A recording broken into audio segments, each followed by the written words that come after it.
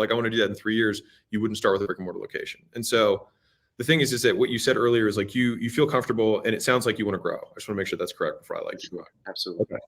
So there was like an underlying assumption, at least that was unspoken, and I just want to draw attention to it, which was, you're like, the brick and mortar thing is comfortable, it's family, it's friendly, it's fun. I'm assuming it's profitable. I'm assuming you're making some money doing that.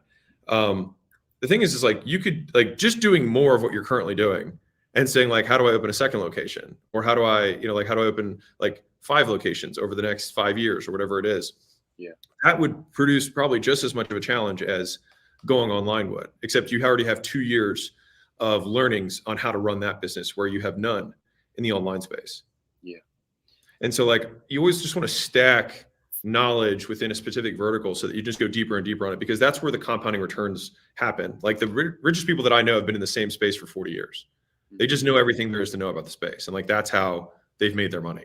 And so with what you're doing, like, you can either open a location that's not necessarily in a cheap beach down and test your mettle and see how good you are at actually scaling a team, hiring somebody else, seeing if somebody else, if you can actually incentivize people, build a culture so that people want to work for you, that you can recreate the success. And that'll show you whether the success that you had was because of you or because of your ability as a businessman, right? Because like, you can be a charismatic, razzle dazzle, dancing bear in any brick and mortar business and it will work.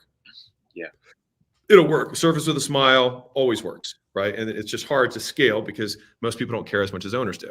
But if you can create the model that has the incentives and the training in place and the procedures that can consistently create that 5 out of 5 experience that allow a second location to have the same amount of success as your first location, then you have something that absolutely can scale and create lots of enterprise value over time.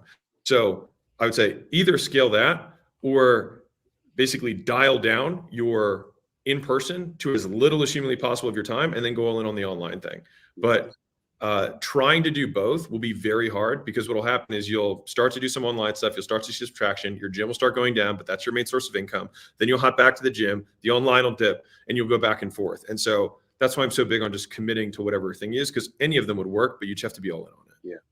And I know we're running out of time, but I guess on that point too, it's like the one pillar that I guess I failed to mention was the freedom and flexibility. This being a seasonal town. And do the other thing.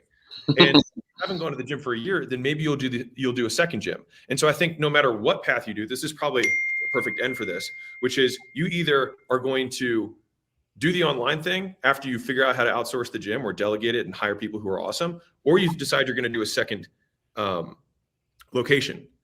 Either way, you're going to have to start with outsourcing the first gym.